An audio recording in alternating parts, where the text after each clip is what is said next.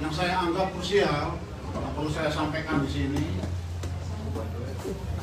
Ini merupakan salah satu bentuk wujud, terutama saya pribadi, sebagai bentuk kepedulian, rasa tanggung jawab sebagai warga, sebagai masyarakat Indramayu, terutama yang mempunyai hak pilih dalam pilkada yang akan diselenggarakan pada tanggal 27 mendatang. Oleh karena itu, merupakan kewajiban kita, khususnya saya, untuk memberitahukan, memberikan penjelasan keterangan yang sedetail-detailnya terhadap calon yang akan membawa Indramayu ini 5 tahun ke depan. Saya merasa berdosa ketika kemudian apa yang saya pernah perbuat, apa yang pernah saya tahu, apa yang pernah saya lihat, apa yang saya pernah dengar, kemudian tidak dikontribusikan kepada masyarakat Indramayu, sehingga berpotensi masyarakat Indramayu yang akan menggunakan hak pilihnya ini akan keliru dan salah memilih seorang pemimpin. Ibu hakim yang saya kenal pertama kali yang mengaku dirinya sebagai artis,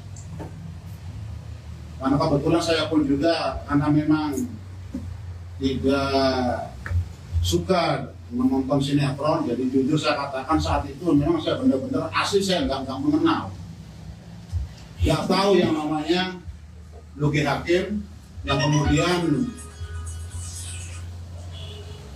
kemudian bersangkutan sendiri yang mengaku bernama asli Lukman, mengaku dilahirkan dari desa Kedokan, kemudian karena ketidakmampuan orang tuanya sehingga kemudian diadopsi dan dibawa ke Cilacap. Setelah yang mengadopsi ini pun juga meninggal, kemudian mencarilah keluarga orang tuanya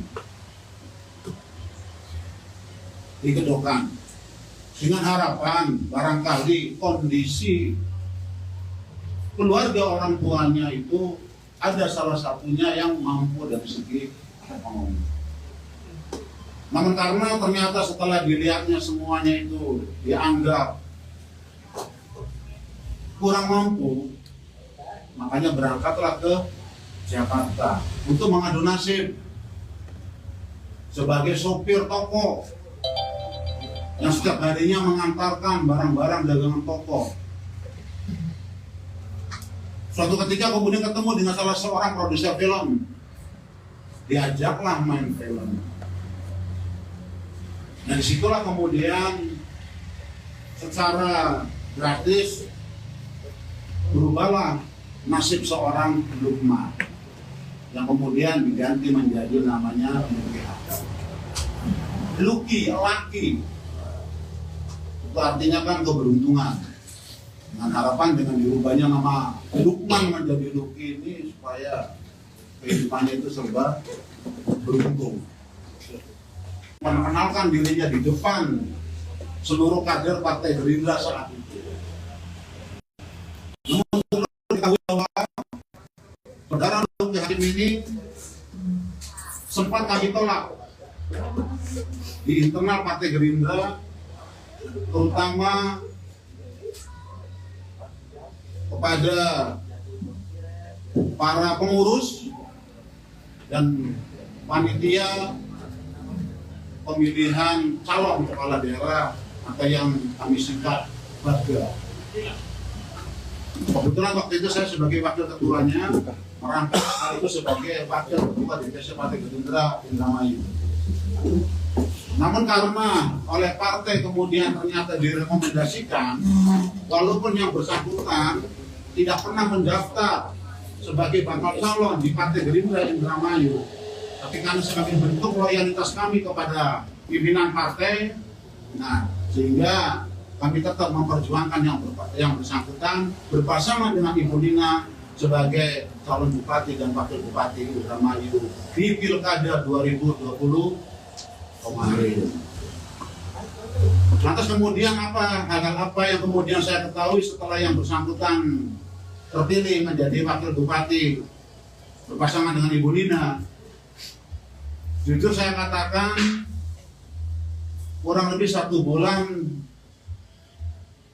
sampai 2 bulan saya masih tetap dimintai bantuan untuk menindaklanjuti daripada hasil laporan pemeriksaan Badan Pemeriksa Keuangan atau BPK, di mana di situ ada beberapa temuan, diantaranya terkait dengan RSUD Sentot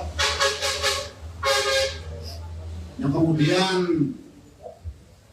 dikaitkan dengan Dinas Kesehatan, di mana kita ketahui bahwa RSUD di Indramayu ini kan ada RSUD Sentot, ada RSUD Indramayu, kemudian ditambah RSUD apa itu namanya yang diterangkan.